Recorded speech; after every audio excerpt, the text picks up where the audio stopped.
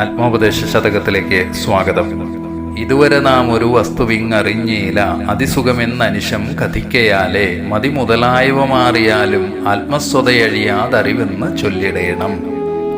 മനുഷ്യരെന്നും പീഡിതരായി ജീവിക്കുന്നു. ഒന്നുകിൽ ആത്മപീഡ, അല്ലായെങ്കിൽ അപരപീഡ. സ്വയം നോവിച്ചും അപരരെ നോവിച്ചും മറ്റുള്ളവരിൽ നിന്ന് നോവേറ്റു വാങ്ങിയും കഴിയുന്നു. അതിനാൽ ചിരിയേക്കാളേറെ കണ്ണീരാണ് ജീവിതത്തിൻ്റെ മുഖമുദ്ര.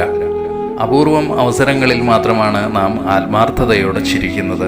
ഭൂരിഭാഗം ചിരികൾക്ക് പിറകിലും ഒരു തേങ്ങലോ വിങ്ങലോ ഉണ്ടാകും. എന്തുകൊണ്ടാണിത്?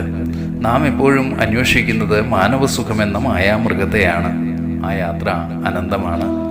ഒരു സുഖത്തിൽ നിന്ന് മറ്റൊരു സുഖത്തിലേക്ക് സഞ്ചരിക്കാൻ മനസ്സെപ്പോഴും പ്രേരിതമാകുന്നു. അതിസുഖം വേണം, ഇനിയും ഇനിയും സുഖം വേണം എന്നതാണ് ചിന്ത. അതിനാണ് നിത്യവൃത്തികളെല്ലാം തന്നെ. ഈ യാത്രയിൽ നാം അറിയാതെ പോകുന്ന ഒന്നുണ്ട്, നിത്യവസ്തുവിനെ, സത്യപ്രകാശത്തെ. അതെപ്പോഴും അകലെ തന്നെ നിലകൊള്ളുന്നു. അവിടേക്ക് അണയാൻ, ആ ശാന്തി തീരത്ത് ഒന്നമരാൻ നമുക്കാവുന്നില്ല.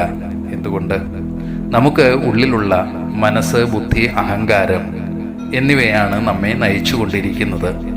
മതി അഥവാ ബുദ്ധി അഹങ്കാരത്തിൻ്റെ വേഷം ധരിച്ച് പല രീതികളിൽ അവതരിച്ചു കൊണ്ടിരിക്കും. അതിന് സ്വാസ്ഥ്യത്തിൻ്റെ ഭാഷയല്ല ഇഷ്ടം, സ്വയം പ്രദർശിപ്പിക്കലാണ്. ഈ ബുദ്ധിക്ക് അഹവുമായി ചേർന്ന് കളി നടത്തുന്ന അഹമ്മതിക്ക് അറുതി വരുന്നുണ്ടോ എന്ന് ശ്രദ്ധിക്കുന്നത് നല്ലതാണ്. ഈ അഹംബുദ്ധി ഒഴിഞ്ഞ് ആത്മസ്ഥിതമാണ് ഞാനെന്ന അറിവുണരണം. ആത്മസാക്ഷാത്കാരമാണ് പരമമായ ജ്ഞാനം. അതിലെത്തുമ്പോൾ ഭേദചിന്തകൾ ഒഴിയും. മനസ്സും ബുദ്ധിയും അഹങ്കാരവും നടത്തുന്ന പ്രേരണകൾക്ക് അനുസൃതമായ വികല കർമ്മങ്ങളും ഒഴിയും. സ്വന്തം ആത്മാവിനെ തിരിച്ചറിയാതെ, അതിൻ്റെ ശക്തിയും സുഖവും മനസ്സിലാക്കാൻ ആകാതെ സുഖം തേടി പുറമേ അലയുന്നതിൻ്റെ സംഘർഷങ്ങളാണ് നാം അനുഭവിക്കുന്നത്. ഒന്നിനു പിറകെ മറ്റൊന്നായി പല വേലകൾ ചെയ്യിക്കുന്നത്. ഈ വഴിയിൽ ശാന്തിയില്ല എന്നാണ് അറിയേണ്ടത്. ചെയ്യുന്ന കർമ്മം ഓരോന്നും കാമ്യകർമ്മമാണ്. ഫലം പ്രതീക്ഷിച്ചാണ്. ഫലമില്ലാതാകുമ്പോൾ കൂടുതൽ നിരാശത, ക്രോധം, ദുഃഖം എന്നിവയെല്ലാം കൂടുകെട്ടും.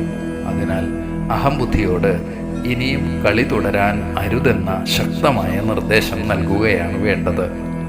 ശാന്തിയെ പുൽകാൻ ശ്രമം നടത്തൂ എന്ന് ഗുരു ഉപദേശിക്കുന്നു.